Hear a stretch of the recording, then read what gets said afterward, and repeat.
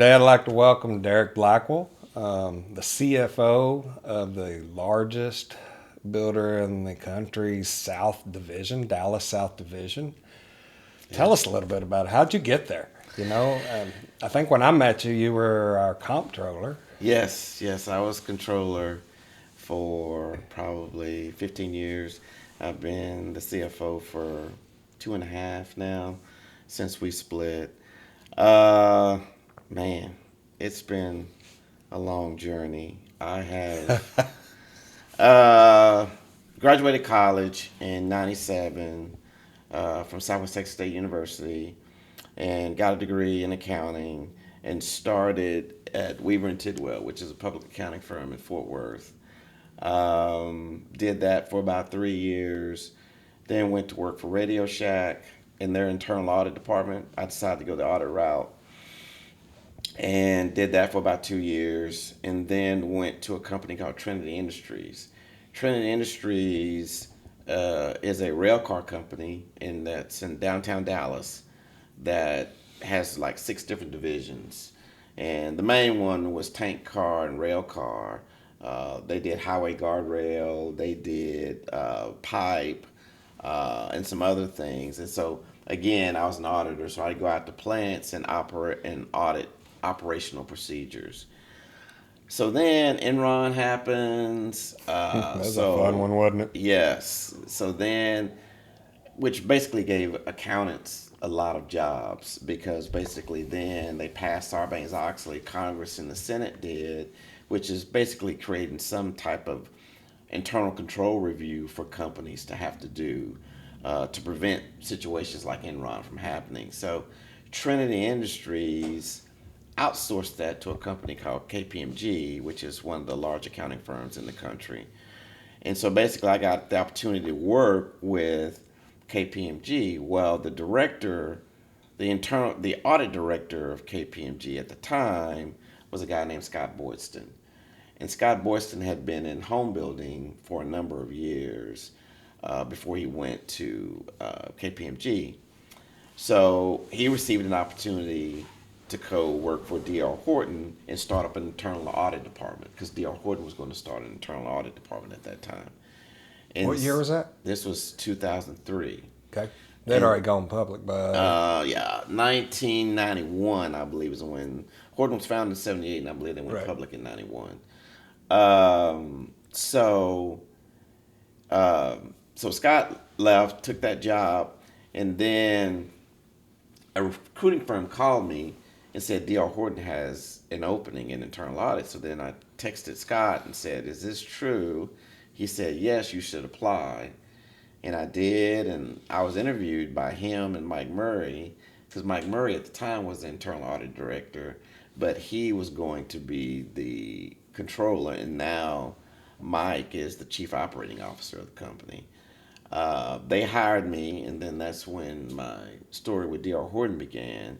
And I was in the internal audit department for 3 years, got to travel across the country, audit several divisions from Was that before we bought them, or when we just bought a new company? Did you go audit Yeah. those two? No, so I was never part of any audits for acquisitions, and we had acquired the large majority of the divisions we have now. We had already acquired. So, but when I started with the company, we had 6, I want to say, different systems that people were using. So when we acquired people, they kept their own system. So in the end, when we were consolidating financial statements, we were having to do that basically manually before we all went to one system, JD Edwards. But got to travel from audit several California divisions: Sacramento, Orange County, San Diego, Pleasanton, which is in the Bay Area. Went to Denver 2 or 3 times. How Went cool. to Las Vegas. Went to South Carolina, North Carolina. Went to Delaware, Oklahoma City, Louisiana, um, Chicago. Um, We actually built in Chicago. uh-huh. We actually built in Chicago. Um, and just learned a lot and made me want to be a part of this division. And so had an opportunity to be a controller in San Diego area, because internal audit is, you're groomed to get other opportunities within the company. So at the time, I just had my first child, didn't really want to leave home, and I'm kind of thankful I didn't accept that opportunity, because that's when the housing crash happened. So at the time, I had two. I had an opportunity to work in Virginia and then work there. Both incredible markets, but then when 2008 happened, it changed everything in home building, and everything slowed down quite a bit. And so in 2006, this opportunity came up, and it's like, okay, I get to be a controller at a division, and I don't have to leave the Metroplex. My family's here. Are y'all from here? Yes, born and raised Fort Worth, Wow. Texas. So Where'd y'all live over in Fort Worth? I live in South Fort Worth, Okay. very south. Burlington? Or Burleson? Pretty close. So just outside of Burleson. So I was about 5 miles from Burleson. Okay. So I was on the tip. So basically, I lived in Fort Worth, but I went to Everman schools. So we were in the Everman school district. So Isn't that a private school? no, it's public, but Everman is about 3 miles from where I lived. Okay. And I was bused to Everman, and lived there up until the time I was 20, and then I moved to Austin. I became a roommate with my cousin, and then we both graduated from Southwest Texas State. And I stayed in Austin and worked for Motorola until I decided to move here, take an accounting job, and move here. Now, what years were you in Austin? From 93 to 2000. Trying to think when I went down there. I came down to Austin in 2002. Yeah. I went a separate direction than you did. I left Horton Uh-huh. in 2002 Okay. and went to Highland. Highland bought me. How long were you with Horton at that time? Probably 5 years. Okay. I think 97 through 2002. Okay. Highland came in one day. I was at Westridge over there off 35 and 820. Mm-hmm. And we were killing it. I mean, it was back when we were knocking out houses all the time. I mean, Yeah. just fast you could build the street, they were gone. Yeah. Yeah. And back in the good times. But Highland walked in one day, and I got a call from Dale Whedon, which was president at the time. He said, "Hey, Wes, I heard you would be interested in moving." And I'm like, I don't know who told you that, but what do you have? And he goes, "What would you think about going to Austin?" That's a big move. He said, no, we'll make it easy on you. We'll pay you a lot of money. He said, we need some salespeople that are good in Austin. And I'm like, let me talk to the wife. I go, I don't know that we're going to be able to do that, but let me call her. And I said, I wasn't looking to move out of town. I was hoping to stay close by, and he's like, we'll make it worth your while. And I ultimately ended up taking the job. It was a great move for me at the time. Needed some space from family at the time. I mean, we hadn't been married too long, and it was All like, y'all's family here? everybody's here. Okay. So, and it's when we got to Highland, they paid for my move. They paid me a lot of money up front to go. They had problems in Austin. The subdivision I ended up taking only had sold 11 houses the year before. Oh, wow. And they had I think it's 28 or 30 sitting on the ground. And I went down there, looked through the houses. He said, what do you want to change? What do you want to fix? I said, first you need to go back to dual ACs. We're not quite ready to go to single ACs with damper. The damper systems just weren't working well back in those days. They'd always be stuck or something. Yeah. But they retroed every house. Everything I thought was wrong, retroed, and were sold in 30 days after the retro. Okay. It was amazing. I sat out front of several of their neighborhoods for days and just watched. and you got a model row of houses. Yeah. We were in there with Newmark, and let's see who else was in there. I can't even remember who else. Mm. It's a big builder. I'll have to think about that one. But they took care of me. It was a good deal, and then one day it was over. Yeah. And I left on April 1st. My boss was one of my closest friends at the time. Mm-hmm. We fished every day for 7 years on my days off in Okay. Rockport. Okay. And then one day I had this new boss, and her and I didn't click real well. And he calls me and says, "What'd you say to Janet?" And I go, "It's a long story." I said, "You can pull it up on camera." He goes, "Well, y'all's cameras aren't working." I go, "Go figure." I said, so I got home that night, and I looked at my wife. I'm like, "Look, I'm in trouble at work." And I said, "It's not because of what I did. It's what I said. I told that lady to get the heck out of my office with what she asked me to do, Mm-hmm. which was unacceptable in any man's married life." Mm-hmm. And came up on chopping block. I mean, I said, "I'm either going to take one for the team, or I'm leaving." And she goes, "Oh, you can leave now."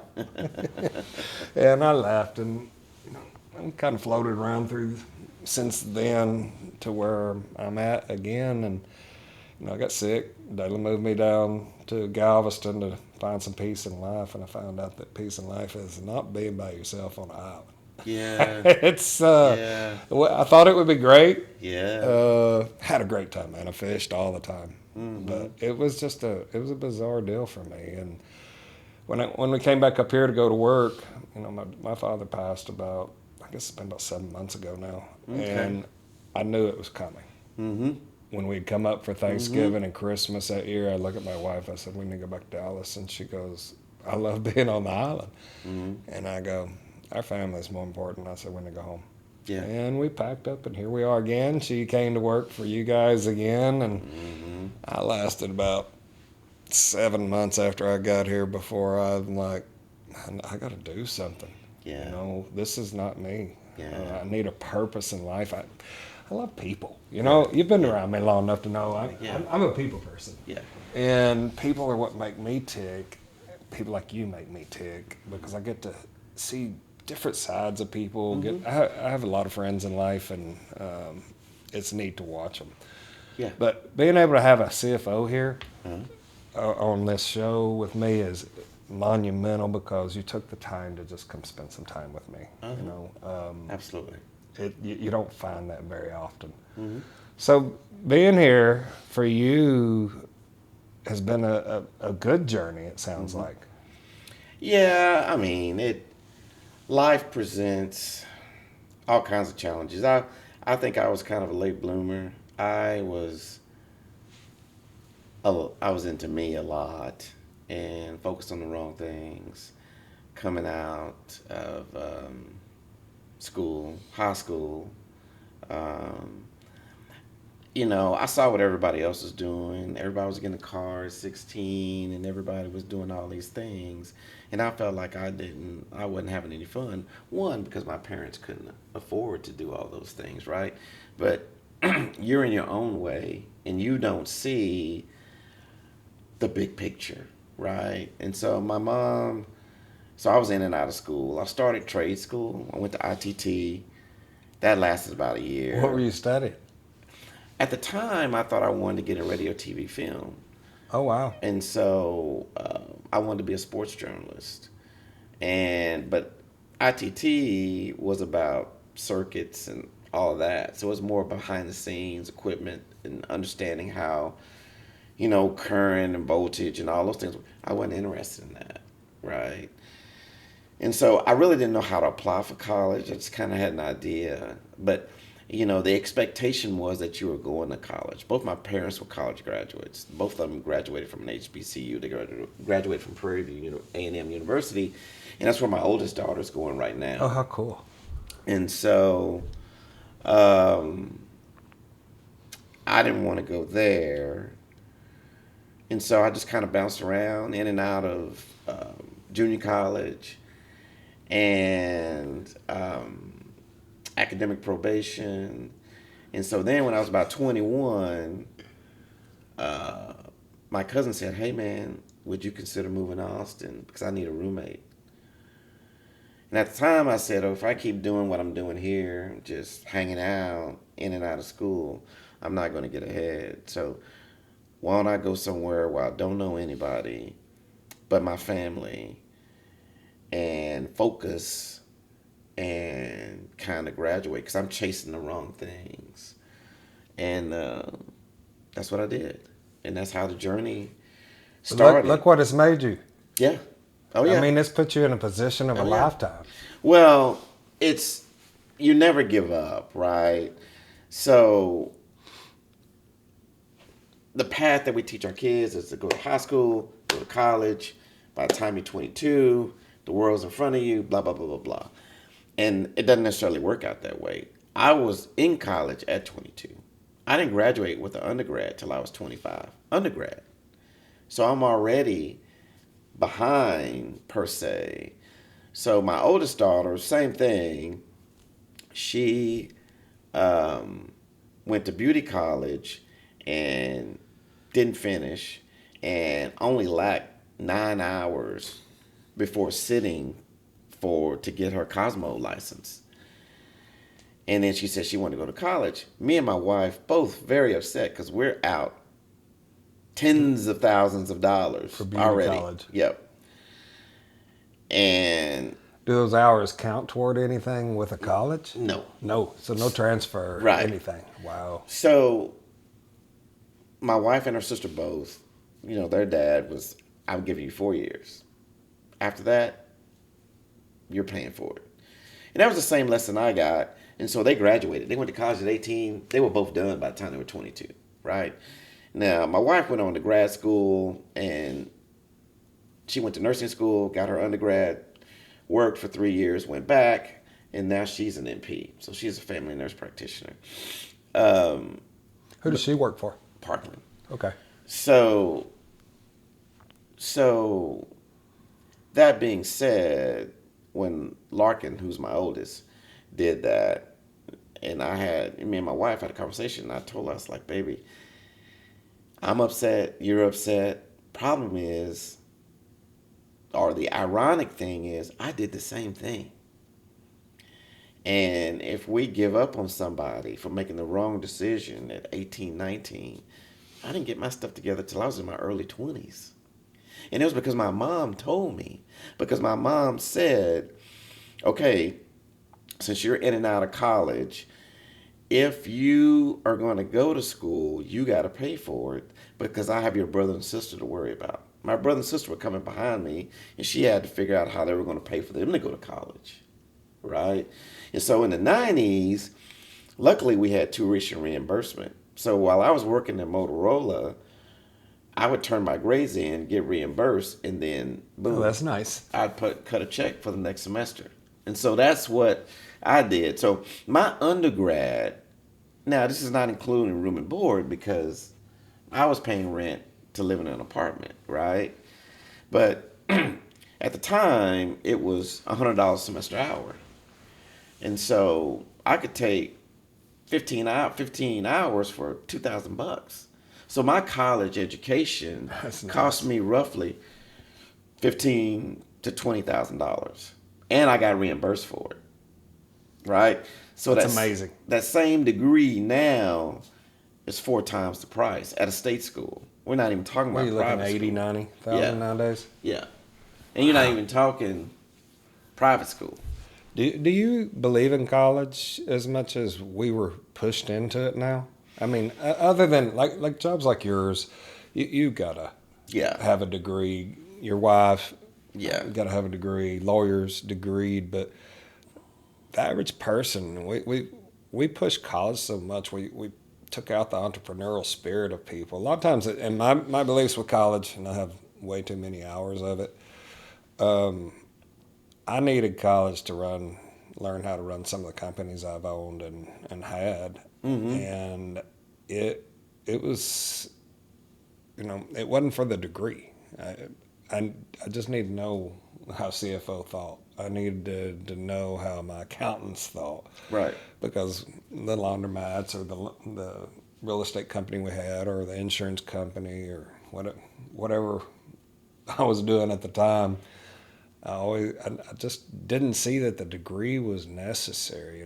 If I hired a CFO, I would have hired a degreed CFO. I'm not going to hire anybody that wasn't. Mm-hmm. But, it's, I don't know that college is as necessary right now as probably a trade school. If we don't get more people back to working and turning wrenches and doing Yeah. what it takes to make America the way it is today, we're going to get in trouble. So there has to be some type of education. Now, granted, I do agree in some yeah. education. There has to be some, whether you do trade school, whether you do college, whether you go to the military.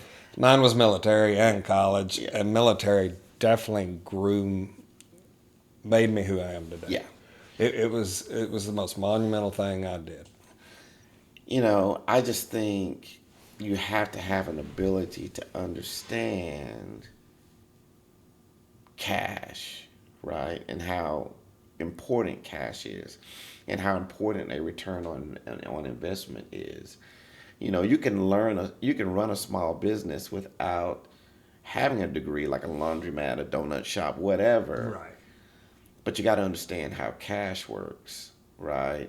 Because you don't want to leverage yourself so much in debt that you can't have a return on your investment. And you got to understand how to manage that. And I think that's the big key. I do believe that we need to maintain and have an entrepreneurial spirit. That's what's made, I think, this country great is the ability to innovate, right? We innovate and then you let other countries perfect it, right? Like, Japan, China, all these places have taken some of the things that we've created and just mass produced them, right? And I think we always have to be thinking of the next thing Agreed. because if we don't, we're going to get left behind. So, working for D.R. Horton, Mm-hmm. largest builder in America, Mm-hmm. you touch a lot of moving parts. Mm-hmm. Money in construction, money into sales, money into management, money into just running the thing. Can you tell us how some of that works? Well, I mean, just a small piece. You don't have to get too in depth. right. So we're centralized to a certain degree. Now, the company itself in general does give divisions, so little mini Hortons in different cities, the ability to operate within the confines of their environment. So there's a certain level of autonomy that we have, and that we try to be good stewards of the assets that we've been blessed to have been given, right? So we try to maximize the value of the land that we're allowed to purchase in order to give the company a good return on its investment. And so that's kind of our chief focus, and we just want to have the tools necessary in order to do that. Um, the world is constantly evolving, and I think social media, digital marketing, advertising, all those things kind of play a key role in our ability to do that going forward. And that's everybody in this business, home building in general, because that's the way of the world now. We can't just going door to door, walking the streets, or expecting somebody to come in a model. That's not how it's happening. We have to be able to have the ability to mass communicate and get things out I agree with that. to a lot of people. And all of us that are older that aren't part of that's having to learn that aspect of things, I think can be kind of challenging too at times. But at the same time, I appreciate what we were able to do, are able to do. Just having a conversation with a young gentleman yesterday with AI and where AI is headed, and how, hey, ChatGPT, I want to write a letter involving X to an attorney and it'll spit it out. But we had to actually write those papers coming up, those letters. We already have an idea how to write a form letter.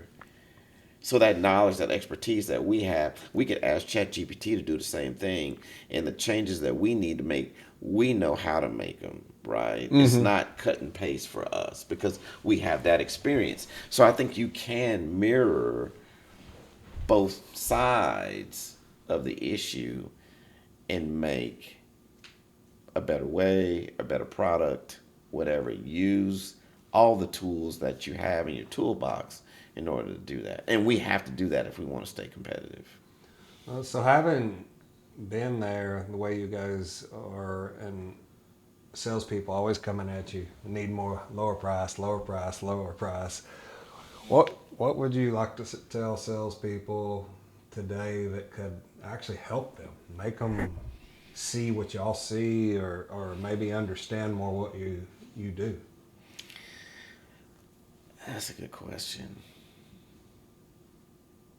I kind of look at it like religion in the sense that we have one Bible, but it's interpreted umpteen million ways.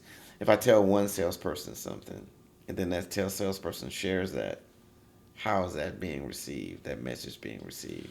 Not with everything you told them. Yeah. Maybe bits and pieces. So here, I always think, know what you have and do your best to keep something in the back pocket because you know you're a sales expert. And me, I'm on the sideline and I'm just trying to look in. I'm just trying to see what you see. And then my thought is, if I give you 30,000 or if I give you 40,000,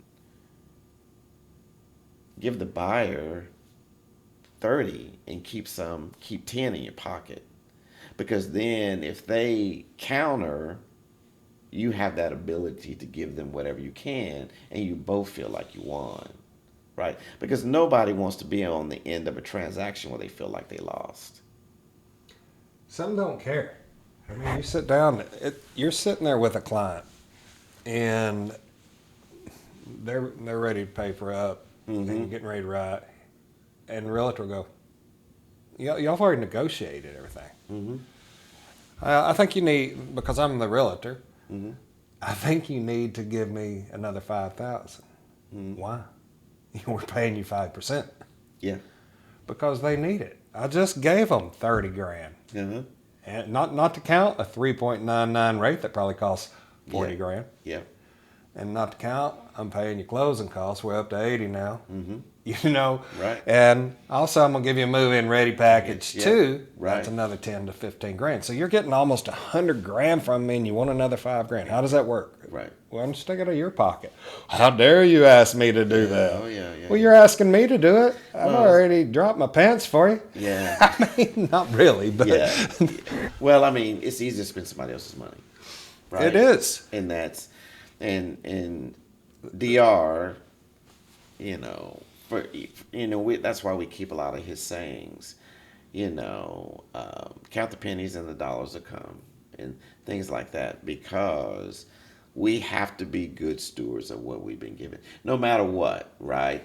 If your family member gives you something, be a good steward of that, right? And pay it forward, right? I love that. For the next person that receives it or the next generation, right?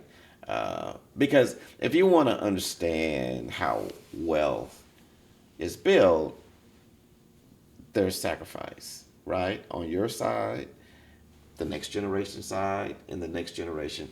In order to do that, to preserve things for your family, you have to be willing to, I'm not going to go blow it all.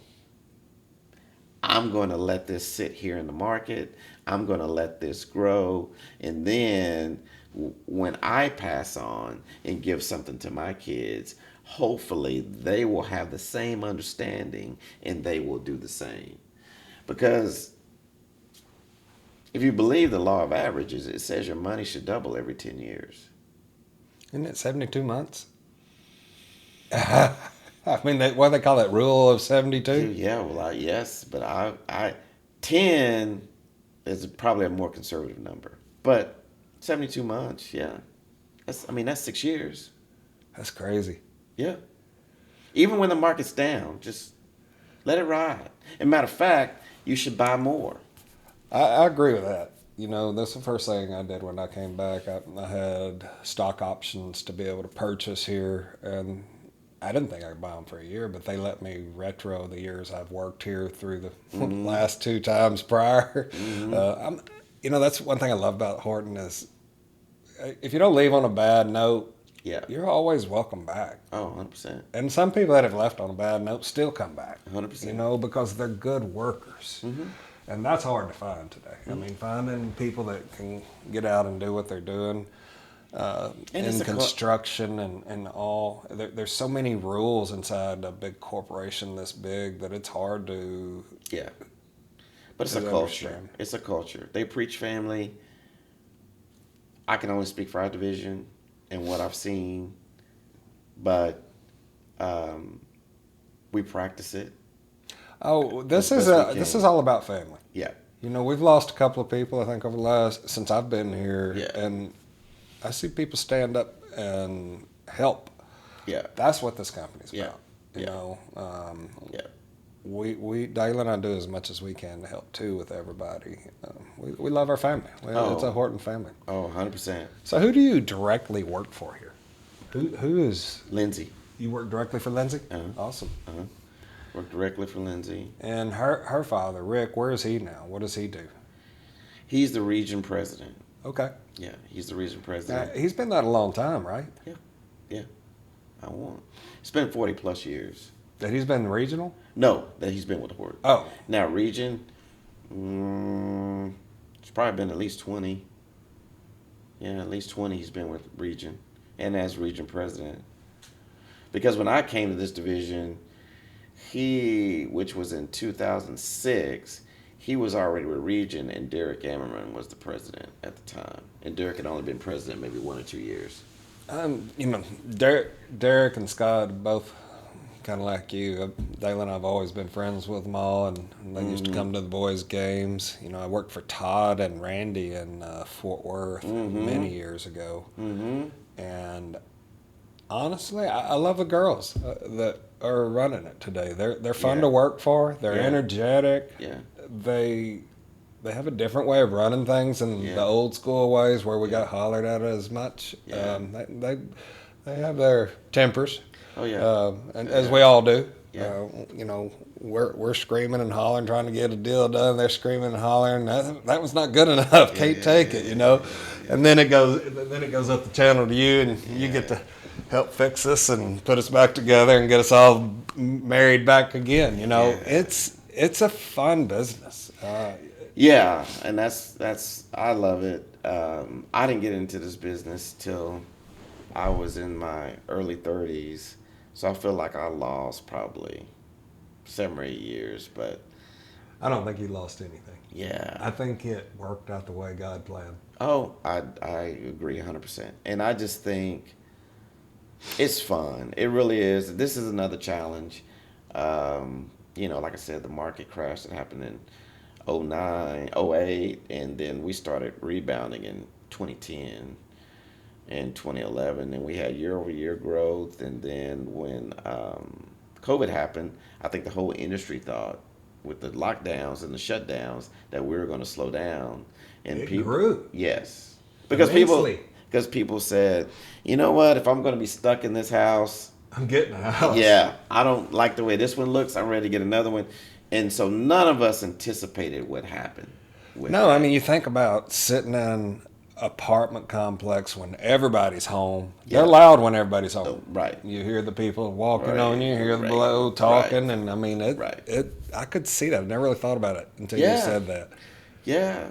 So where do you think we are now? I mean, do you feel like we're in a recession? I mean, sales are slower than normal. Yeah. Right now. Yeah. Why do you think that is? What do you think's pulled us back? Is it the interest rates? Is it the Fed? I think it's a combination of things. I think the labor market is shrunk. I think consumer confidence is down. Layoffs, companies announcing layoffs. I think that has people kind of scared, holding on to their money simply because, I mean, if I'm in fear of losing my job or something like that, I'm not about to buy a house. Right. I think we have to get that back. I think we have to get labor back. And once we do that, um, I think we should be in a better place. I don't remember the last time we were in labor trouble. Yeah. I mean, we've always had labor for the 30 years I've been involved in this Oh yeah, industry. yeah, yeah. Oh yeah. The labor is totally different than what we've ever done or touched in life. Mm-hmm. It's finding people, good people that don't want to break the bank, that are willing to work, Mm-hmm. is hard. Oh, yeah. It's a whole different world than I ever imagined. I see some of the sub trades coming in; they're starving. They don't Yeah. have enough work. Yeah. Hey Wes, any of your people need some paint work? Hey Wes, any of your people need Yeah. some brick or they're willing to come and just do the flower gardens and brick around them, whatever, that just to get an extra job here and there. And Yeah. I've reached out to a lot of my friends and realtors. Hey, I've got some sub base that if y'all are interested that are looking for work. They frame, they sheetrock, they paint, they tile, Mm-hmm. but they're begging us for more work. Oh yeah. And you know, some of the quality is not there, and some of it's even better than it's ever been. Yeah. And I think it's going to get better as we start growing and get more people back in this industry I agree. building for us. I agree. I think, I mean, the Fed lowering the rate again and then another quarter point, I think that helps. I think somewhat being in Texas and the demand of housing here is going to help us sooner than it'll help some of the other markets because this is still a place that people desire to come to. And we still don't have enough houses for the Oh, people for that the are masses that are coming now? Yeah. No way. Yeah. I read something where they said that between Florida and Texas, that New York was going to flood us with over 1 million people. Yeah, I can see that. That's nuts. And I will tell you, I've had them coming in. Yeah. I've had them come through Yeah. and try to buy houses from us. Yeah. So they are moving. Yeah. Well, they figured out that they could sell their 1,200 square foot home for $1.5 million, and then I can buy 3 of these in Texas and still pocket some money. I mean, I think that, It's kind of like the California boom when they were all Yeah. coming here to buy investment houses. yeah, because they figured out that and I think there may be some offset, in terms of our property taxes are higher compared to theirs, so it's kind of like they're saving money on the value of the home. So rumor has it Governor Abbott here in Texas is going to have a pretty large reduction in taxes this year. Mm-hmm. They're pushing to run it through. It's not done. Mm-hmm. But he's saying the homestead exemption is going to change, and that if he remove it, that we would be saving about 60% on our taxes. Mm-hmm. And you hear that in the market, that's extra, $600 to $1,000 that people can buy a house with. Yeah. It's going to open the market. Oh yeah. The offset to that is, what is that going to do to public schools here in Texas? I mean, that's the They have a lot of work to do in public schools here. yeah. So that Would you put your kids in public school today? oh yeah, my kids are in public school. They go to Rockwall. That's a good school district, though. Yeah, 100%. I mean, you're in a good place with your kids, but I mean, there's some places there's no way I'd put my kids in the schools today. There are some places that are challenging for sure. I think the thing is the majority of people, and you have to think about the majority of people. The majority of people will send their kids to public school. So as a community, How do we get them the best education then? we're going to have to we have to be willing to put those resources into ensuring that they have a better education, while at the same time, again, it goes back to stewardship, right? We have to hold people accountable that mismanage funds. Do you think accountability will ever be held? And, I mean, we're in some strange times, and nobody gets fired. Everybody's scared to say anything because they might get fired. But at the end of the day, you don't see many people leaving a company that probably should be. But we have to be, and that's the thing is we have to get to where we are objective people, and we're not subjective people. We have to be able to analyze things and make very good, educated decisions, and we're not. I mean, I We've put a think lot of people in place that have no business making any kind of don't disagree. decisions on our. Don't disagree. Oh, and it's in business everywhere. It's not Yeah. just schools. Oh, yeah. It's all businesses. Oh, yeah. When you look For at all sure. the fraud going on in half these companies out there or our government at that. There's a lot of fraud out Yeah. there now. Yeah. And again, we have to get to a point to where we're willing to hold those people accountable. And in some instances, I would say I would agree with you that we're not. We don't want to do it. We don't want to do the hard Is it work. because we've been through so much with COVID and we're afraid we're going to hurt somebody's feelings? I mean, at the end of the day, Yeah. working for a company, you are the steward of the company. Mm-hmm. And if you're not doing your job, you're doing an injustice to the rest of us. All right. 100%. Somebody's having to drag someone else along, 100%. you know? 100%. And it's a different world. Mm-hmm. Let's talk interest rates for a second. You mentioned yesterday the Fed dropped a quarter point. Mm-hmm. What does that do for the mortgage rate? Because it seems to be different than the Fed rate most times. So that quarter point probably affects more autos and bank loans than it does the mortgage rate, or No, I think it impacts the mortgage rate. I think it's going to bring it down. The problem, I think, is that we've gotten spoiled, and our parents paid rates in the 80s and beyond, in the teens. high Right? teens at that, and some in the low twos. My first house was 6.25. Me too. We have to let the market be the market. And if the market is 5%, that's a good rate.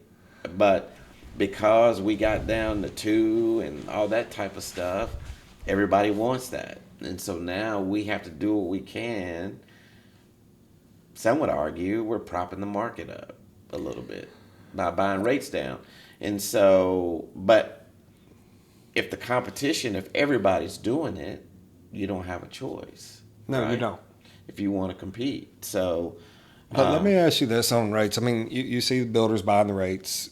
You know somebody's paying for those rates. yeah, It's got to be in the price.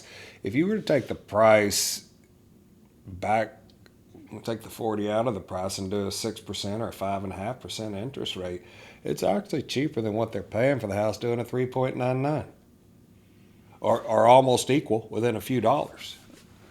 I've run some numbers and maybe fictitiously didn't do it properly, but I'm just yeah, a sales guy. yeah. It comes down to, and as you know, it comes down to monthly payment. Everything's about the monthly payment today because people Yeah. don't have cash anymore. Yeah. And Well, and then you have an influx of MUDs, PIDs, and all these things, right? And so I think, we didn't have that 20 years ago. We didn't have to worry about that 20 years ago. And now you do, and that's an additional tax, for the most part, that people have to pay that's built into their mortgage payment. do you see the day that we will not be offering the lower rates like this? Yeah, I think it'll settle. I think we will offer lower rates, but it'll be like it was 10 years ago, right? It's a point, not Yeah, 2 I and mean, 3 points. the market rate's 3.99, and we're buying people to 2.99, right? Or the market rate's 4.99, and we're buying them to 3.99. I think you'll have some of that because we did some of that, right? But now it's like a must-have for everybody, and that's why the pre-existing homes stay on the market longer, is because if I'm selling my own individual house, you know, most of those people aren't interested in buying somebody's rate down. They just want to They're sell their not going house. to, but they're trying to get full price. Right. That the new homes are selling for, and that value is not there. Right. They don't have the rate. They need that extra. They should be using that extra $40,000-$50,000 to buy the rate down to compete, but Right. they're not. They just want that price. I need that's 40 grand equity. I have. Yeah, you have it, but you don't. If you can't sell it, you don't have it. If you don't have a buyer in that price range with a good rate, Yeah. you don't have a sale. And Texas has had, I would say, in the last 10 years, unprecedented equity. Oh, Right. So, you back it up 15, 20 years ago, if you sold your home and you bought it for 150,000, you'd be okay selling it for 200,000, two and a quarter, right?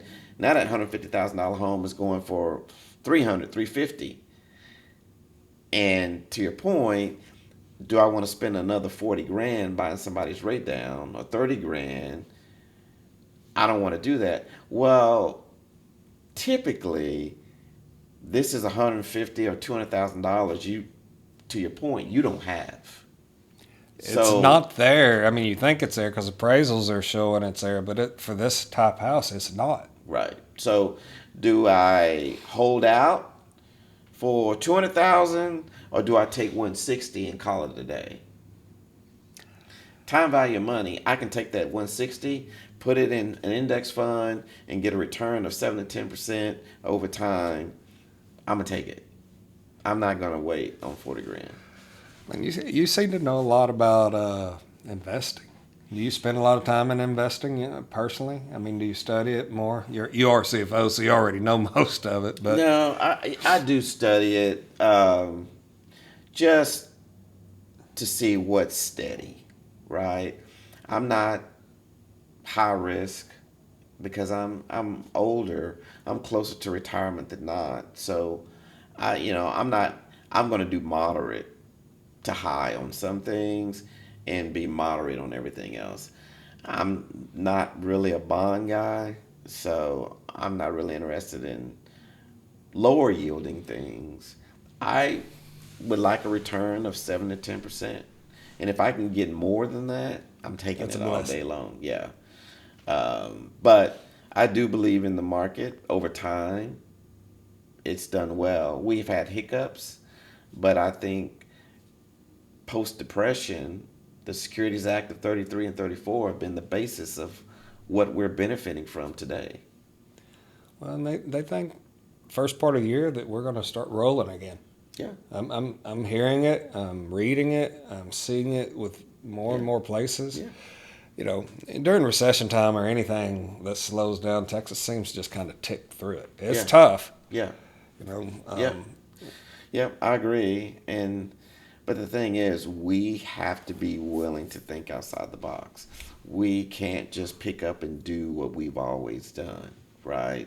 And sell how we've always sold. We have to, some things make us uncomfortable, and we have to be willing to do those uncomfortable things like social media. Oh, you hit a nerve with that. Yeah, we have to be willing to do those things in order to compete. It's why I do the podcast now, because I'm not a social media influencer. I mean, Yeah. I don't look like Dayla. I don't look like Ryan or Jordan. Mm-hmm. So I had to find a way. And I met this producer that bought a house from me. He does a lot of stuff for Disney and Netflix and stuff like that. And I think he's going to Armenia here pretty soon to do a big deal down there. And he showed me, why don't you do a podcast? Even the first podcast, him and I did it together. I don't think I said 3 words. I mean, I was like, I didn't, I was so lost. And then when we cut it up and he showed me reels Yeah. of some stuff of how they cut it, it changed me in a way that I actually want to do it. And I want to visit more because I'm learning so much. Yeah. And I'm almost 60. Uh-huh. And I never thought I'd be back learning again. But last time I was here, I was still inking contracts, Yeah. Now I've had to learn a whole new business than I've ever been involved with. A CRM, which Yeah. that's a big one on me. It's hard. The CRMs are difficult for me, and I'm getting better. I still get a little bit of kick here and there and go, hey, fix this. This is neglected leads. But the company and all we do for all the people we put in place, it's the greatest thing in the world to me. When you sit down, you've been through a lot of traumatic stuff lately, and it was a difficult part of your life, but it's part of a life that happens where you live, under your roof. You think of all the good, the great, and the bad that happens to our lives in our own houses, under our own roofs. I mean, that's what these houses are for, so you can build a dream and see things and be able to go home and have comfort too when the things get rough. And it's been, to hear what you went through was unheard of. I don't think I've been around anybody that's had to go through what y'all just went through. Yeah, it's a tough period. It's a tough time. So about 6 weeks ago, we were in Vegas celebrating my wife's 50th. Her parents' 50th anniversary. So I was with her and her sister and my brother-in-law, and 6 of us were having a good time. And so last year for Christmas, they always give us a present. And so we opened this present last year, and there was a Bath and Body Works candle called Cactus Bloom. There was a die in there, and then there was a little toy figure of the Statue of Liberty. And she goes, y'all need to guess. And I looked in there and I said, we're going to Vegas and we're staying in New York, New York. And No way. And she said, that's it. You just guessed it right out of the top? Yeah. And so that... You know too much about Vegas. Yeah. No. You're a CFO. You're not supposed to know anything about Vegas. Yeah. So we went there and had a great time. And then, so we got there on a Thursday. Her father was a big Eagles fan. So the big deal that we were doing there was going to see the Eagles at the Sphere. And so got to do that that Friday night. And of course gamble with them too and have fun doing that. And then that Sunday when we left and said goodbye, we didn't realize that was the last time we would see them. So they were involved in a car accident. Were they still in Vegas? No, they were driving home. Oh, so they drove there. Yeah, so they were in Arizona when they got into a car accident, and he passed at the site, and then she passed a week later. That breaks my heart. Yeah, so it's a tough time for our family now, especially during the holidays. But I mean, they were a blessing to me. It sounds like it. Personally, it sounds like y'all's family is a blessing. My oldest daughter, who they treat as one of their own, because I had her before I met Cassie. And then Cassie and I have 2 more daughters, so I'm a girl dad. Oh, it's a busy life. Yeah, so to see women in management at our company brings me great joy, because that's what you think about it. We didn't have many coming up through the years. Right. It was mostly a male industry up until recently. I'm seeing more women builders, women painters, yes, more women trades, yes, and I'm like you. Yeah, they're actually a lot more organized and run things differently, better in a lot of ways. It's not as harsh of a way to run a company, and it's more enlightening to go and be involved. Yeah, and I think for me, seeing them and seeing the growth and seeing them in positions of leadership, of authority, encourages me, because for them, I want them to be, I think women are given a great choice, right? You know, you would like them to, I would like them to get their education, and then they have a choice when they get married and they decide to have families. And that choice is stay home and raise your family, your kids, or you can go in the workplace. Um, but what I don't want is for them to not establish themselves and pursue an education and career, and then they decide to stay home, and then they're married 10 or 15 years, and then they get divorced, and then they have They nothing. have to go Yeah. to work. And then they've been out of the workforce 10 or 15 years. How are they going to be able to afford to take care of their families? And so I want them to pursue their dreams, pursue their goals, and basically not be dependent on marrying some man to do that. They need to.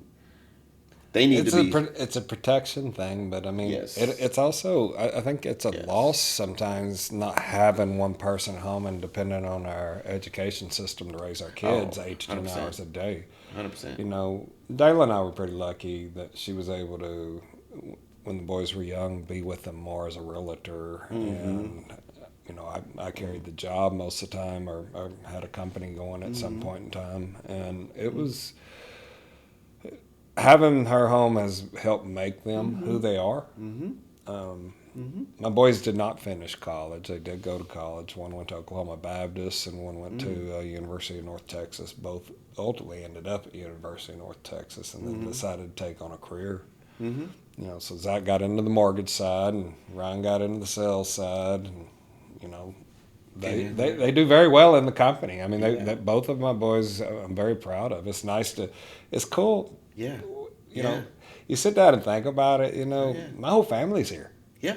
And it's a possibility one day your whole family could be here. Oh, they could. Yeah, and I think there's a certain level of peace. Me and my wife were talking the other day. Her parents are gone. My dad is gone. I lost my dad a year and a half ago. But like you, my dad had been sick for several years, and my mom was his primary caretaker. And so, That's debilitating for a woman. yeah, Or it's yeah, debilitating for either one. It right, would be right, to just place that on one. right. And so, you see what love looks like. You see what sacrifice looks like, right?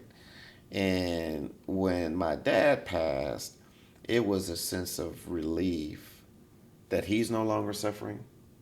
My mom's no longer suffering. I feel the same way with mine. Um, but with my wife's, completely different. That was tragic because healthy for the most part, they were, and still vigorous, very involved with our children, meaning they lived in our neighborhood. They lived around the block. So they would walk to school at least once a week and pick our kids up and take them to their house. They were always at all our kids' activities, no matter what they were doing, whether they were singing in a school choir or playing softball, soccer, cheer, all of it. So that that's what's really, really, really hard right now, But at the same time, again, the lessons that they taught me, and the love that they showed that I can see, the love that my mom and my family shows the kids.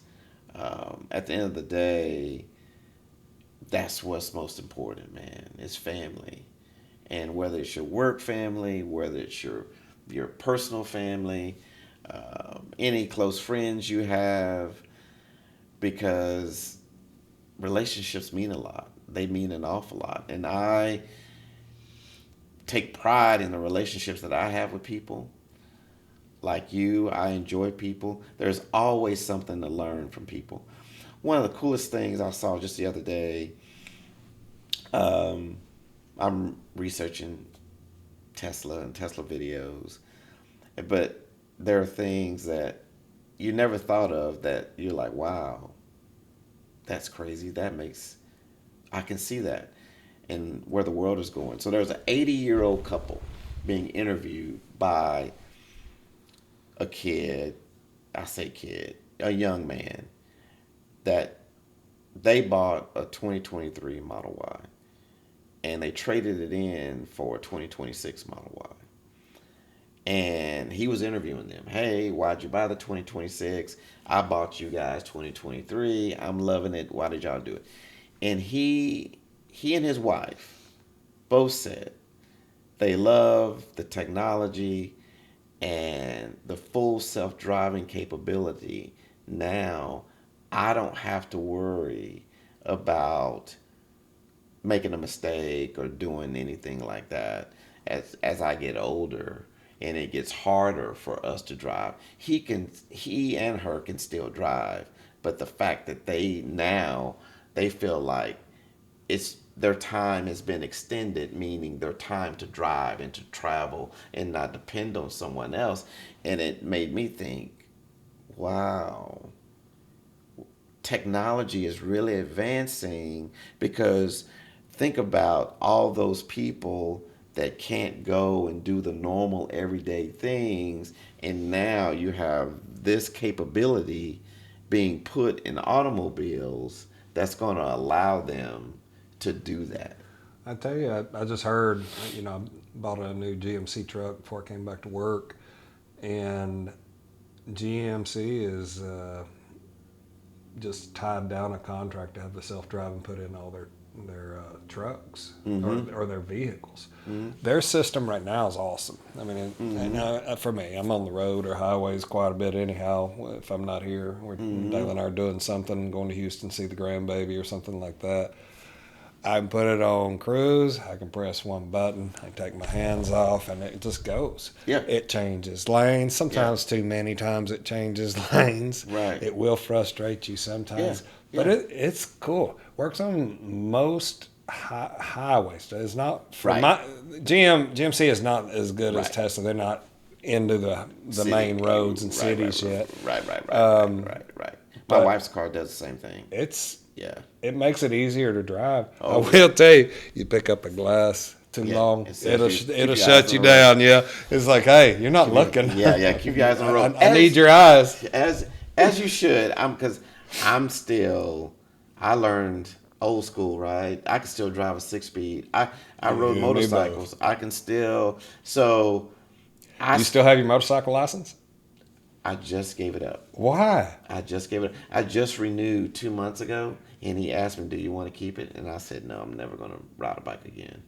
With what you did to your leg, I honestly, I don't know that'd be good for Well, you. it's not my left foot though. So the clutch is on the left side. So I could still. It was my right leg. They're probably push button now, aren't they? Yeah, well, It's not. no, not the bikes I like. I still What? like. What's your bike? I still like the crotch rockets. Do you really? Mm-hmm. Man, they're just not comfortable to ride like that the whole time. Yeah, I'm 6'5", so being bent over is not as. Yeah. No. Your spine starts hurting after a while on a crotch rocket. But it's about the weight. If that bike falls over, you gotta be able to pick it up. And these big cruisers out there, You're not 700-800 pound bike. That's a 2-man pickup. Yeah. Maybe 3. Yeah, no. Hopefully you don't lay them down though. No, 100%. Last time I had some brain treatment done out in California. They were treating my PTSD and depression and stuff. And I was going through a company called Brain Treatment. While I was there, Dayla came out, and I rented a Harley while I was out there. And we rode up and down the highways and the ocean and just did the West Coast thing for about a week. It was so fun. Oh, yeah. We had such a blast. Yeah. And I hadn't been on a bike and not much, in 20 years probably. And here I am out cruising through there. I'm literally driving, just chilling in the middle lane. These bikes coming by me at 100, 130, and they're riding that little white line in between two cars, and I'm like, I'm not doing that. Somebody open the door. 100%. I'm out. 100%. No, man. And I'm starting to see a lot of that here. Yep. I mean, it's... Yeah, there's some tactics, though, to it, because there's weaving that motorcyclists do. They'll go lane to lane like that. And when they do that, one person that I talked to said the reason why they do it is so people see them. So when you see a motorcycle doing that, you see it, right? So if Okay. you're distracted and you're messing with your phone or doing whatever, and then you look up and you see this bike, you're probably like, what is that idiot doing? But you see him. That's Or about what her. I say is, And what is that idiot doing? and But that's that's okay. I've never yeah, even yeah, thought about it. yeah. That's It, why. it kind of has always seemed reckless to me. Yep.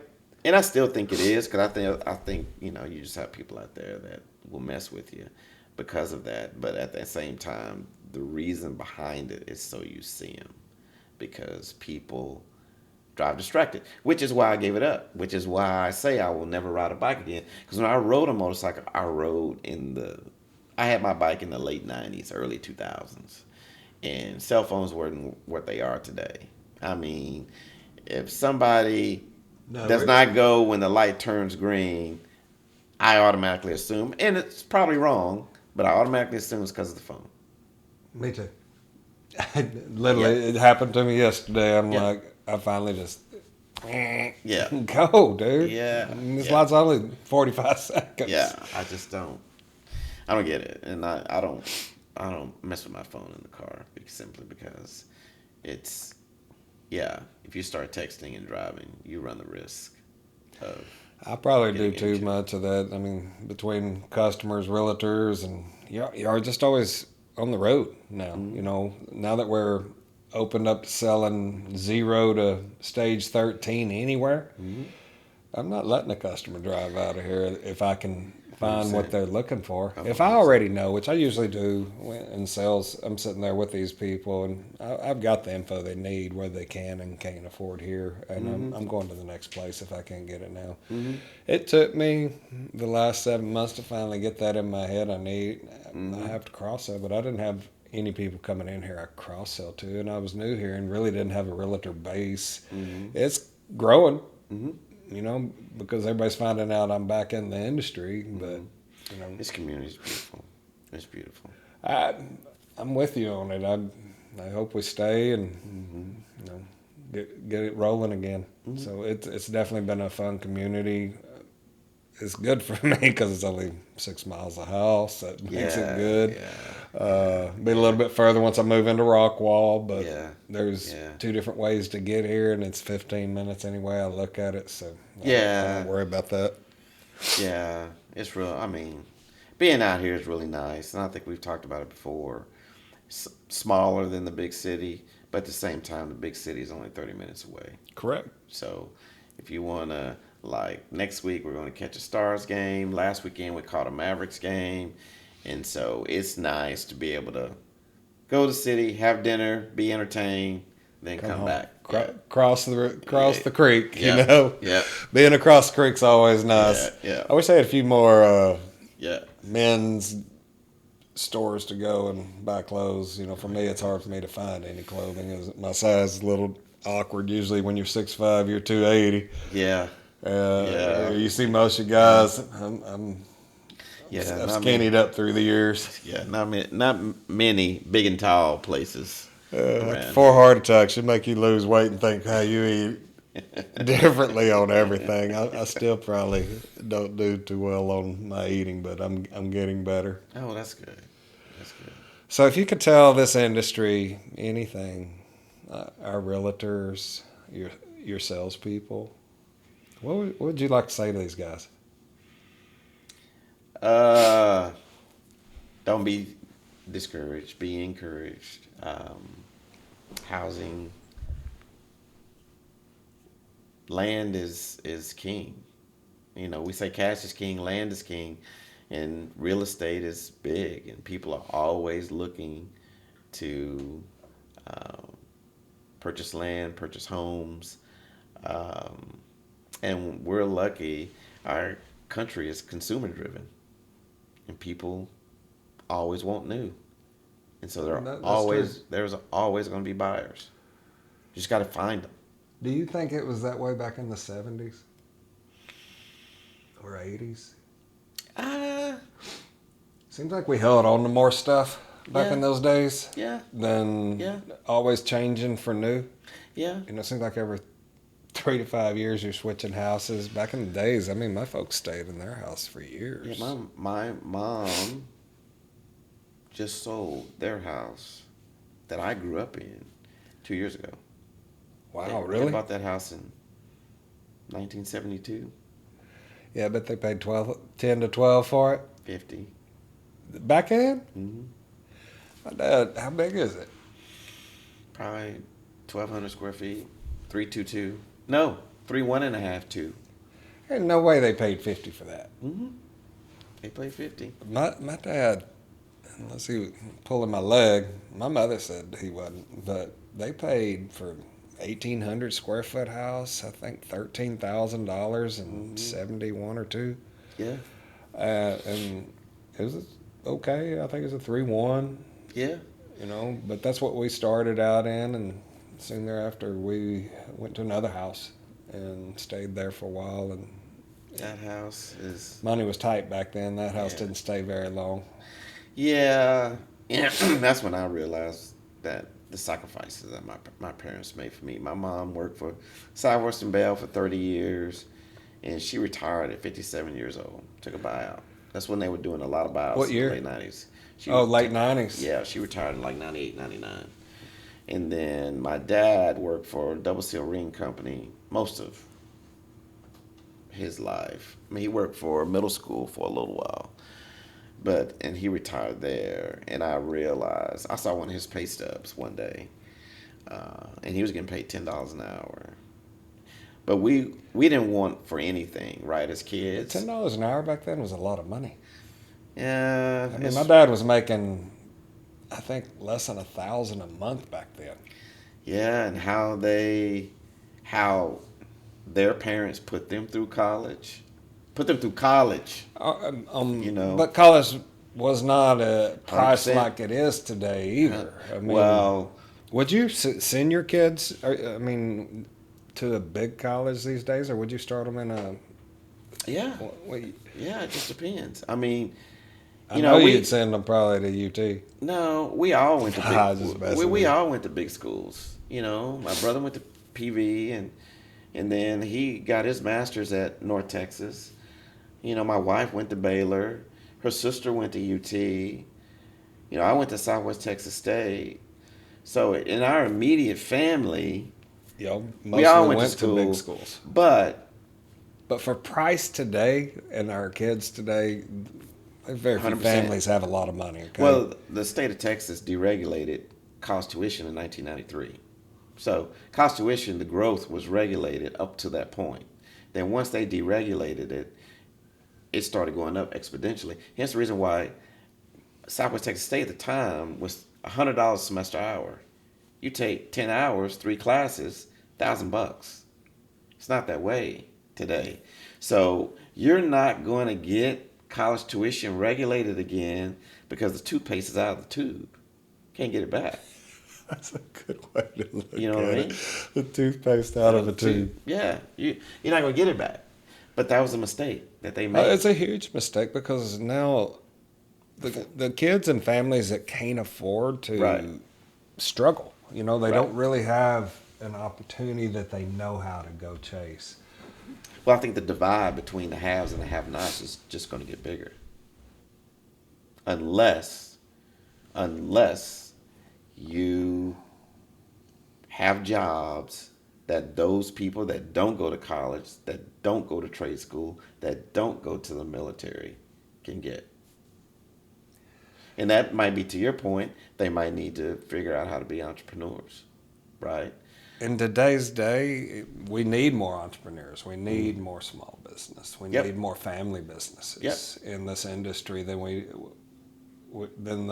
the big conglomerates that are out there just stomping us 100%. in the ground. 100%. We with Amazon, we've got so easy.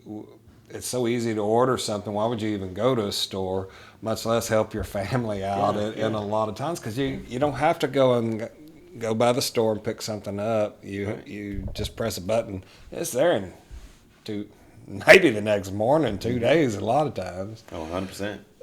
And that's an industry where if you care about your community, your other people's business, you should do business with them. Well, we have to, as much as we can. 100%.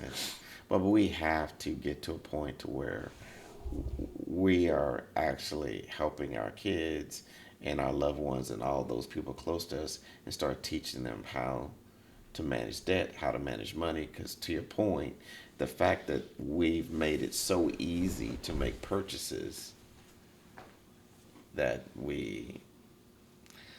I think there's going to be a huge debt issue if it's not already here on the horizon. Is there a way, or maybe it's something that we do together to where we could start informing people about that? Well, you got Dave Ramsey, and you got those people like that, those types. Yeah, but I mean, they're not your types. I mean, people see Dave Ramsey as he's untouchable. Mm-hmm. Okay, he's got a good spill. I don't believe in all of it. We've Right. had this discussion on this on a couple of talks prior, but we need people like yourself out. And just talking about it in the open, kind of like we've done this podcast today. It's very open, Mm-hmm. and there's a lot of stuff that you've brought up that I think other people should hear. Mm-hmm. You know, finances. There's very few people who understand anything about finances. Mm-hmm. They get a check. They know they got to pay rent, car, Yeah. insurance, food, gas, all that, Mm-hmm. and what I have left over, and I don't know where to put that. And I think that's sad. I think it's sad that people don't. Yeah, you have to, and that's one of the things. You know, our oldest daughter, she already has a Vanguard account, and now the school encouraged that, right? She went on her own and did it. Okay, now that you are doing that, here are my thoughts. I want you to continue doing this, and these are the benefits. So one of the things for me has always been my wife and I, when we got together, she owned a condo, I owned a house. I shouldn't say owned. We purchased. We both had mortgages. But we sold her condo and moved in together before we got married. And we kept my house for 3 years, rented it out, sold it. We regret not keeping that condo because that condo was in Lower Greenville. Oh, no way. Yeah. Yeah, And I can imagine. So, Deep Elmlow? no, it was up there by Greenville and University. Gotcha. So right across from you. Right across from SMU. Yeah. So we could be renting that out right now, and then when we retired, we could go back to moving into it. Where was your house? My house was right outside the DFW West office, right on Alexander Meadow subdivision, right off Western Center. So man, yeah, I literally was there when we built out Western Center. yeah. So, but my point is, you've got to be able to, if you're not going to start your own business, you have to have a way to generate passive income. But people don't explain that. They explain passive income so people understand what you're talking about, because it's like I said, we get through the bills. I got a couple $100 left over. What do I do with it? Do I go and put in an investment account? But even now, savings accounts are yielding 4 or 5%. Even savings accounts. Whereas, when we were coming up, savings accounts were nothing. 0.03? Yeah. If that. So 0.003. Yeah. So you have to be able to have your money making money for you and put yourself in a position. And you will see that $200 you have left will turn into $220, turns into $270, turns into, and then you might compound growth. Yeah. And you will be very encouraged if you just follow that path. And then so what kind of account would you suggest someone new that's, let's say relatives made $10,000, paid her bills, and she's got $4 or $5 grand. Does she just throw it in savings and let it grow? Index funds. Index funds? Mm-hmm. Something that pays dividends? Well, index funds, just the return on that. So the stocks that are pooled in index funds, um, over time, yield pretty good. 12, 13%. Yeah, sometimes more than that. Just depends on the market. You But know, yeah, I don't. Um, I highly encourage index funds, but a lot of it is just research, man. Just research the different growth products out there that, Fidelity, Vanguard, Charles Schwab, all of them, right? And then, I would encourage you to find one that you manage and then find one where you have a professional manage it for you. And then, so my father moved his, and like I said, we grew up poor. Somehow, somewhere down the line, he came up with some money, sold an insurance company, and did fairly well. Was in a lawsuit, did fairly well with, and you remember USF&G insurance company? mm-mm. They lent him a bunch of money to move all of his business, his book, to them, and then sold the company like weeks, like almost broke him, Oh, wow. and ended up in a lawsuit with them and won a pretty good bit. And good enough that he was able to put his money away. He liked bonds back and then, Mm-hmm. had way too many bonds after he passed, we found. Mm-hmm. And but he was a tough guy. He was one of the not real happy person there at the end. And I think he told my mother that they weren't getting along for the last few years of their life. And he told her one day, he goes, "I don't know how you're gonna make it on my Social Security. Mm-hmm. Your point about your kids growing up. Here she is, 83, Mm-hmm. and never worked because she took care of us. She was our backbone. She's the Right. reason that we're here with some guidance from my father also Right. and what we've done. But find out, financial advisor calls, says you need to come see me. So we all went out there. She's got millions. Mm-hmm. She did well, Mm-hmm. but has never, during some of the stuff right before his death, Mm-hmm. she went to my brother's house, stayed up there for a little while just to get away, and she was so upset through the 60 years of marriage that out of her salary or what he gave her to pay the bills, whatever she was able to save, she was excited that she had $5,000 because she left just high and dry, nothing. And me and my brother would never lie to it. Right. We didn't know what was going on there. We Mm-hmm. didn't know what kind of money he had or anything like that. We're like, quit worrying about the $5,000. But she's excited that she'd saved $5,000. Mm-hmm. And when I say save, it's in $100 bills somewhere in the Yeah. house. Yeah. And I'm like, Mom, she goes, well, I need to go get no, just leave it. Right. And we'll figure all this out. And Right. ultimately, they got back.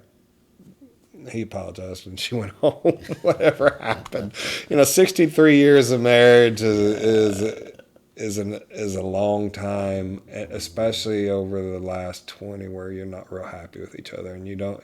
It's more like they were just roommates Yeah. the Yeah. last few years, Yeah. and that don't always go real well. I mean, Yeah. you fall apart. But my mother kept it together. My Right. mother stayed. Both my brother and I were like, you can't live this way. Yep. And she's like, y'all need to stay out of my business. Yep. I've rode it this long. I'll ride it to the end. And she did. I mean, ultimately took care of him, changed his pants when he had accidents after accidents. And it's sad to see somebody sit in that place and be that miserable. Mm-hmm. And I went through a divorce once. It's miserable. Mm-hmm. But had I stayed in that thing, it would have been grossly miserable. Yeah, but I think that's generational. My mom and dad were married. They got married in '67. He passed in '24, so that's 57 years. Mm-hmm. So, same thing. When we left the house, all three of us, me, my brother, and sister, my mom took me and my brother's old room. So my parents didn't stay in the same room. Mine didn't either. Yeah, they were. And my grandparents. Now, my mom's parents did, but my dad's parents didn't.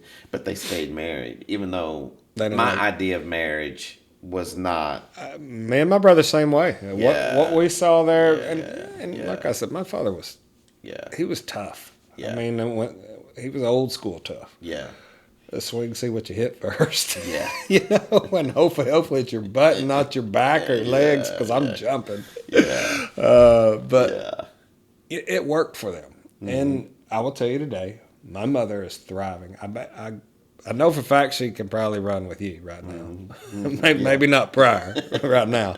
I couldn't run with either of you with what Yeah. I've been through in my life, and to see her out running her dogs and just Yeah. enjoying life, and she remodeled the house after he passed, and Mm-hmm. she'd never spent that much money in her life. Yeah. I Yeah. mean, and she was worried about it. Like, just on your investments alone, you're making Mm-hmm. a lot of money. I mean, Mm-hmm. an exponential amount of money per year. Right. She won't touch it, Right. and she wanted to do this house. I'm like, take the money you need. You Mm-hmm. can't spend all the money before you pass. Right. There's no way. 100%. So go enjoy your life, Mm-hmm. and that's what we wanted to see out of it, was just go enjoy your life. If there's anything left for when y'all pass, hey, we'll pass it on too. Yeah. My it most of it will go to my kids and Mm-hmm. his kids, and because we should be fine. Well, that's usually how trust per se work, right? It's for the Next generation. right. So the generation that inherits the trust are basically custodians of the trust because Correct. the beneficiaries are the next generation. Correct. And so that is genius when you think about it, right? Because it promotes generational wealth, right? So if people are not, if they leave the principle alone, it will create, and then the things that we worry about, like college and all the weddings and all the things, when our kids grow up, hopefully those things will be taken care of, right? But the key is always staying within your means, and anything extra goes back into the kitty. And so that's what I'm using passive income as my vehicle. But if I own my own business, same thing, right? Any revenue that exceeds my expenses, so any PTI, pre-tax income, right? You pay taxes on it, then you have your final number that gets reinvested in the company, right? Correct. As capital, Correct. right? That's what we should be doing. We shouldn't be. But people spending don't it. know that. People don't know how to put money away. The average person probably has less than $1,000 Oh, in their absolutely. bank. I see it daily because people are freaking out when you ask for $1,500, Right. and I'm like, how do you expect to buy a house and you don't have $1,500? Right. 100%. You come out shopping and you want me to get you in a house. Well, USDA is a 0% financing, and there's some other products that we use out there to help people get in these things, because they're basically just paying rent for 30 years. Yeah. Well, I mean, you're seeing a lot of these kids see that. It's easier for me to just rent. I don't have to take care of the house. I don't have to do anything. When I get done, I can move. And how do you get kids out of that model? How do you get Where's young that? adults out of that model and put some money away? Well, a house is an investment. It's appreciating investment. It's not like a car. A car depreciates, right? So you buy this house today for $300,000. Hopefully, in 10 years, you can sell it for $400,000 or more, right? So that's one way to look at it. So, right, you're getting growth year over year for this house, the value of this house. Second, you get to write off your mortgage interest and your property taxes. You get to write that off every year, so that reduces your taxable income. So that's less you will owe the IRS at the end of the year. So the government encourages you to buy a house. And from a investment standpoint, you should want to buy a house that an apartment is not going to give you. So, and people need to hear that. They need to hear it from people of your caliber, you know, educated in finances. Most of us are just thrown out there. You know, I was one. I had to go to school to learn what I know now, and I'm probably way too heavy in investments, and because I'm mostly real estate. But my real estate has always paid me a lot of money, and it's I don't mind changing. This last house, or this house that we're moving into next week, that'll be my last house. I mean, that's my, unless something really goes crazy and we have to make change. But this is our plan to be our last house. I've moved so many times. I'm tired, and I just want to be stable. I just want to kind of get. We've moved around to make money. We've moved around to have jobs. We've moved around, but to find some peace in life. And actually, I found where my peace was too by being with my family. I moved away to several times to get away from family and problems. You know, when Dayla and I were young, I moved us to Austin. It's not that we're a problem. We just never found each other because they were always with us. And once we moved to Austin, we became a family unit. She had to depend on me. I had to depend on her. And neither of us had to depend on anybody when we lived here. Today, we focus all on family. And it's a different way of what we were raised and how we teach our kids. We've got to go back to teach kids. We've got to teach them, hey, put your money away, quit spending. That Amazon that you're buying's got to stop. You know, that free ticket, you'll always be broke if you're pressing buy. I got $200 left, I want to buy me a new shirt. That's got to stop. You know, this. I try to do a 2-week rule on everything I want. I want it. Let me see if I want it 2 weeks. 90% of the time, I never even look at it again. I put it in shopping, or put it in the cart.